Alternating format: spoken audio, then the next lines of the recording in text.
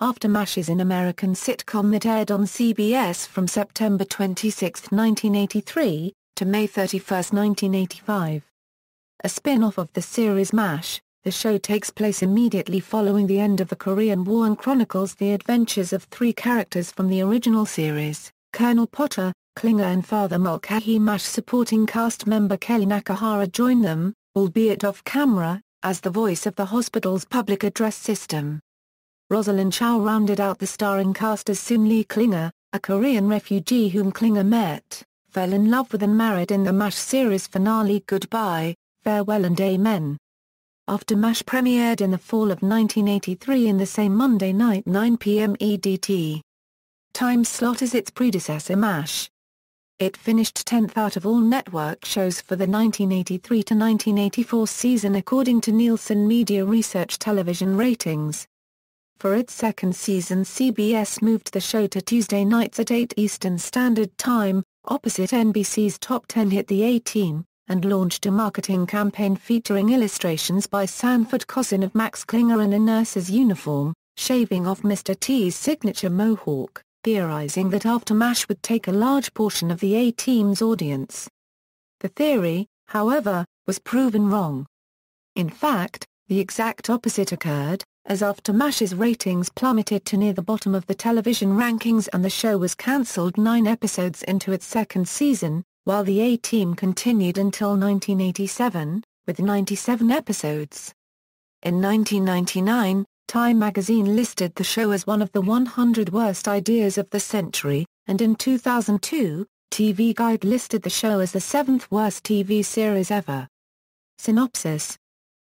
Season 1 In the one-hour pilot episode September of '53/Together Again, Colonel Potter returned home from Korea to his wife Mildred in Hannibal, Missouri. He soon found retirement stifling, and Mildred suggested he return to work. Potter was soon hired by the bombastic and bureaucratic hospital administrator Mike D'Angelo as the chief of staff at General Pershing Veterans Hospital, located in the fictional River Bend, Missouri. Max Klinger had found himself in trouble with the law in Toledo. Colonel Potter wrote to him and offered him a job as his administrative assistant. Klinger's enemy at General was D'Angelo's executive secretary Alma Cox, a mean-spirited woman who was forever trying to get the goods on him, from giving him a day to prepare for a civil service exam to rifling through his desk. Father Mulcahy, whose hearing was damaged in the final episode of MASH, was suffering from depression and drinking heavily. Potter arranged for Mulcahy to receive an operation at another VA hospital in St. Louis. After his hearing was surgically corrected, he stopped drinking and joined Potter and Klinger at General as its Catholic chaplain. Also on hand was the idealistic, talented, and often hungry young resident surgeon Jean Pfeffier, attractive secretary Bonnie Hornbeck, who had an eye for Klinger, and old-timer Bob Scannell, who served under then-Sergeant Potter in World War I and was now a hospital resident of 35 years. Unlike the other patients and staff who addressed Potter by his retired rank of colonel, Scannell called him Serge at Potter's request. Halfway through the first season, Dr. Boyer was introduced as a hardened veteran who lost a leg in Korea and had a hard time adjusting to civilian life. Despite only having signed on for 2 episodes, his character began appearing more often towards the end of the season, so often that Dr. Pfeiffer was suddenly pulled from the cast after Dr. Boyer's debut episode. The only other main character from the original series to appear on AfterMASH was Radar, who appeared in a first-season 2-part episode. As Potter, Klinger, and Mulcahy prepared to head to Iowa for Radar's wedding, Radar shows up in a panic at Potter's house in Missouri, believing his intended fiancé copywriter has cheated on him and It Had to Be You. The Radar character later appeared in a pilot called WALTER, in which Radar moved from Iowa to St. Louis, after his wife left him on his wedding night, and became a police officer. The season included home scenes with the Potters, most notably when they were deluged with guests in Thanksgiving of '53, and Potter tried to keep the phone occupied so Klinger couldn't call his relatives, who were on the way over to surprise him. This episode also marked the only on-screen appearance of Potter's oft-mentioned daughter, Evie Ennis, and Potter's grandson, Corey. One of the season's standout episodes was the Emmy-nominated Fallout, where Potter and Feffier considered leaving General, but reconsidered when they linked the leukemia seen in a patient with exposure to atomic testing. Writer-director Larry Gelbart received a Peabody Award for this episode. The season closed in March with Klinger being arrested for decking a shady real estate agent as pregnant Soon-Lee went into labor. In May, CBS announced the show was renewed for a second season. Season 2 Season 2 opened with Klinger escaping from the Riverbend County Jail to attend the birth of his child and remaining a fugitive until a judge sent him to the psychiatric unit at General, where Klinger feigned insanity to avoid prison and the Potters took in Soon-Lee and the baby. Mike D'Angelo was transferred to Montana and was replaced by smarmy new administrator Wally Wainwright. Ann Pitoniak was brought in to replace Barbara Townsend as Mildred Potter. David Aykroyd was promoted to a regular cast member after multiple guest appearances in the second half of the first season. An attractive new psychiatrist, Dr. Lenore Dutsiak, arrived to begin the daunting task of evaluating Klinger, while Potter was horrified that Wainwright assigned Alma Cox as his new secretary. The recurring MASH character Colonel Flagg appeared in the second season, now working for an unspecified intelligence agency whose agents are authorized to carry sidearms in their shoes. He is only too eager to testify against Klinger in trials. Character actors Arliss Howard, Timothy Busfield, William Sadler, and David Graff all appeared as patients.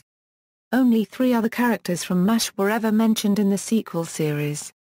Hawkeye was referenced in the 1-hour opening episode in a voiceover thought by Mulcahy. Frank Burns was mentioned once in the first season and once in the second season, both times by Sherman Potter. In a second season episode, Dr. Potter writes a letter to Sidney Friedman, who is mentioned as now working at the University of Chicago, but does not appear in the episode. There is also a touching moment at the end of the Chief of Staff episode in which Potter is surprised to see that his hospital office has been redecorated with his desk, paintings, saddle, and other items from the 4077th. A Suicide as Painless is played. Potter's portrait of Radar and his group portrait of Hawkeye, B.J., Hulian, Winchester, Klinger, and Mulcahy continued to be seen in his office through the remainder of the sequel series. In the WALTER pilot, interviewer Cleet Roberts is seen on TV mentioning that he had recently interviewed Hawkeye, and Radar mentions a picture he keeps in his wallet of him with Hawkeye, LTC Blake, and Major Hulian. In the next-to-last filmed episode, Saturday's Heroes, the Klinger's baby is finally named. This episode aired on May 31, 1985. Format: AfterMASH made frequent references to MASH, and likewise featured storylines that highlighted the horrors and suffering of war, from the non-combat perspective of a veterans' hospital. The series was cancelled after 29 broadcast episodes. Wet Feet, the 30th episode, was never aired. Characters: note, similar to the list on the MASH page, this table counts double episodes as 2 episodes, and therefore there are 22 episodes in the first season, and 9 episodes in the second season, the total being 31 episodes. Season 1 Season 2 Notes: ABCD credits from episode title cards, AB production code from end credits. The premiere episode of the second season aired in a time slot different from the regular schedule. ABC: The episode Wet Feet was set to air at 8:30 p.m. on May 31, 1985, immediately after the airing of Saturday's Heroes, but was preempted by an unannounced CBS News documentary with Dan Rather. Saturday's Heroes was originally scheduled to air December 11, 1984, before CBS put the series on hiatus and abruptly pulled the episode. ABC: The script for All Day All Night, Mary Ann was written but the episode was never produced. References. External links: AfterMASH at the Internet Movie Database, AfterMASH at TV.com, AfterMASH, MASH4077TV.com, article about AfterMASH, article about Larry Gelbart's role in the development of the series, 1983 People article on the creation of the series.